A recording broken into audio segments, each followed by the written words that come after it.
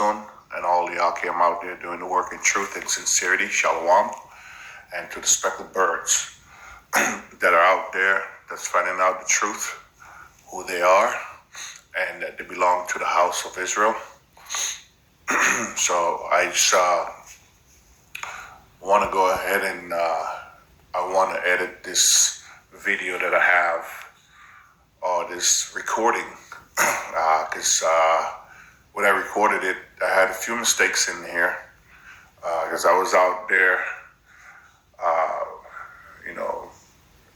well, not on the streets, but I was at work, lunch, and I was trying to avoid this guy, but he kept pushing, and so we got into a conversation, and this is what resulted from it. So as it's going, I'm going to go ahead and I'm going to pause sometimes and correct some of the stuff that I made mistakes on, so that way I can be edifying at the same time.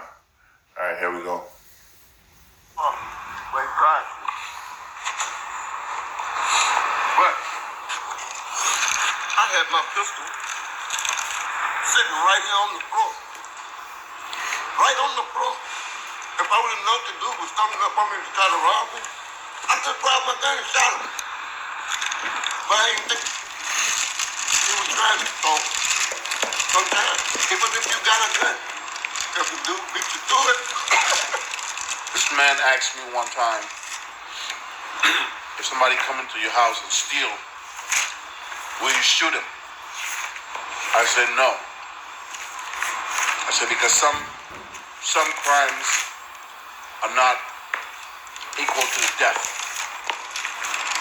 Okay? Your life wasn't in jeopardy. He just came to steal. He could have been stealing for his children. He's a thief. Okay, he's a thief. But did it warrant him to get shot by you? And so now your hand is stained with blood. But how do you know he didn't come to hurt you though? You don't know. But you have the gun. He didn't have a gun. He come to steal. Oh, he said he didn't come to steal. If a person in my house, I don't know if they got a gun. That's why you have to. Okay, the law in Texas says you have to do what? If somebody come on your property, you could just automatically shoot them, right? Now, you have a right. Me, I'm a spiritual man. If you guys know me, well, these guys know me, I always talk about things concerning the Bible all the time. You're supposed to use wisdom and judge the matter based on wisdom. You know what I mean? Because you have to ask yourself, is it lawful to kill a man just because he stepped on your property? He could have been coming to ask you a question. And you go, get off my property. Get off my property. And then you say, I'll shoot. And the guy's probably like, sir, I just want to act. Pow! Shoot him. You kill him. You're justified on the Texas law. But the question is, now you have to answer to the higher power over Texas law, which is God, right? The Most High God. Now, what will be your answer to him when he asks you, why did you kill that man? Because you murdered him. You didn't kill him. Because he didn't do nothing wrong. You actually murder. Murder, your hand is stained with blood. The same way you killed him, it's the same way you're going to die. It may not happen right away, but somewhere down the line, you're going down the road. Somebody cuts you off. You hit the wall. You flip over. Everybody in the car is good except you. You break your neck, you break your arm, and you break your back. And then you die. That's the judgment for that time you killed that man. That's how it works. There's a balance. Right. There are punishments for people who steal. But one of them is not killing the person. Now, if you come in there, he's got a brandishing a gun and he's threatening your life. It's going to be an eye for an eye at the end of the day. Because it's coming to threaten your life. But even in that, you have to use wisdom, and you have to not want to take someone's life. Because at the end of the day, your life gonna be taken the same. If you use the sword, you're gonna do what? Die by the sword. Simple. There's no getting around it. You know. So, and you know the reason why he didn't get to his gun fast enough when somebody came to rob him, because it wasn't time for that person to get shot. So the Lord made it possible that you don't reach that gun. Right. Man, was a little dude. Yeah. About half my size. I seen him come. I turned my back to him because I didn't think nothing of it. But when I turned around, he had a gun bigger than him.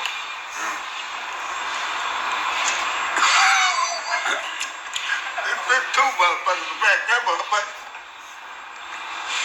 But he didn't get hit. Because back then I used to wear about 3 or 4 gold necklaces and all that shit. And he sent me one of my gold necklaces. So there was some traffic coming. We was on I was across the street from the club, and there was a lot of traffic coming. So I seen them cars coming, so I was pretending like I was trying to take off one of my necklaces. I wasn't trying to take it off at all. I was looking at them cars getting close, and I just broke. I said, if he's gonna shoot me, he's gonna shoot me in front of all these people. Right? And I ran. And when I got across the street, I was so mad. I told him, I said, say, man, if I ever see you up here, I said, you can have that. So whatever. I said, if I ever see you up here again, you go, man, that dude started busting. So you was living that type of life then? I wasn't living nothing. You got people out here right now, just like this man. This man finna go to trial right now for killing a baby. Now, he didn't try to kill that baby, but a man robbed him, man, and if I'd have did the same thing, a man robbed me and I'm gonna get my gun, I'm gonna be busting at his ass too. You know what I'm saying? But it's unfortunate, but that's what I'm saying. It's just certain things. I say for every action, it's a reaction. So you see here where, he just couldn't give up the gold or the chain that he had around his neck, because he feared for his life. But later on in this video, you'll see that he said he's not fear of nothing except God. He don't fear death. He don't fear none of that stuff. But in fact, that he does fear death, because he ran and he tried to save his life by, even pulling out his own gun. Romans chapter 8, verse 6, it says, for to be carnally minded is death, but to be spiritually minded is life and peace. All right? It's life and peace. So let's see here. Let me go into it. It says, Romans 8 and 6 again. For to be carnally minded is death, but to be spiritually minded is life and peace.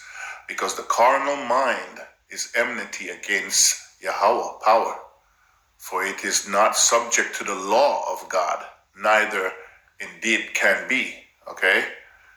So then they that are of the flesh cannot please God. So as you can see, this man here, he is of the flesh. Everything about him says that, as you will see in this audio. I say that. So let me ask you a question.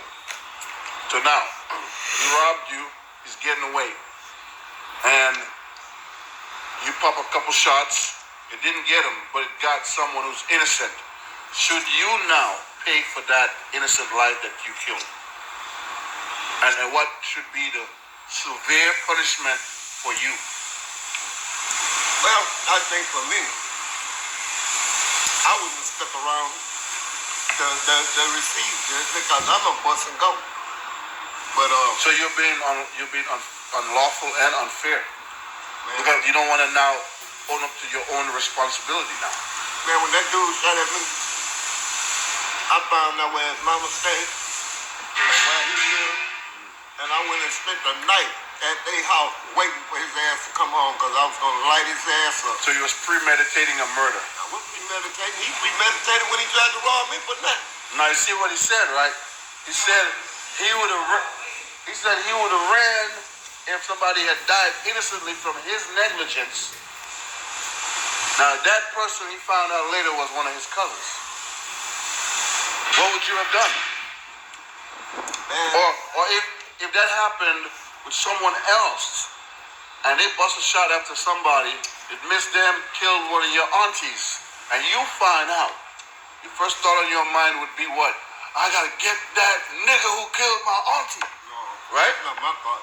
So what would be the thought of the person It'll who? be that type of thought will be mine if that person intentionally did it, but if they accidentally did it, then there's no intent. But there is no accident in firing a shot indiscriminately at someone, thinking it won't hit somewhere or somebody. You know what I mean? Now, if that's the case, then every police officer that fires his gun should be held accountable. Because just like that girl who went and shot Breonna Taylor, the bullets went through the wall and shot some more people. Is that officer held? He was released of all charges. Released of all charges. Now, can you explain something to me? I'm just using his logic. If I'm not the police, you can come up with everything, but when you got a cop shooting at people and the bullets go through the wall and shoot somebody, he shit, and he got released of all. He's supposed to pay for it too. But they let him go. So now if you do it, you should be held accountable, right? Let me go, they let him go. Yeah, he's carnal, man. Very carnal.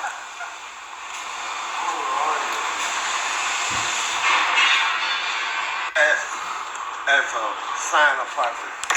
So last month I had nothing. This week I'm up all of a sudden.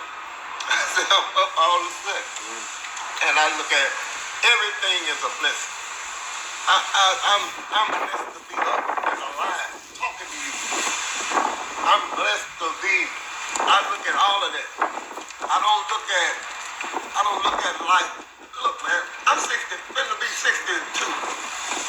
Man, I'm finna start enjoying life to the fullest. I'ma go and do all kinds of shit on the bucket list. Why would I worry about something and when I'm about to go? The Bible Man, tells I'm you. at the age I don't even buy green bananas because I might be dead before they turn yellow. The Bible tells you that this is not your rest. That it says that you enjoying yourself now, you shouldn't be. You said you're supposed to be worrying about the thing that's going to come.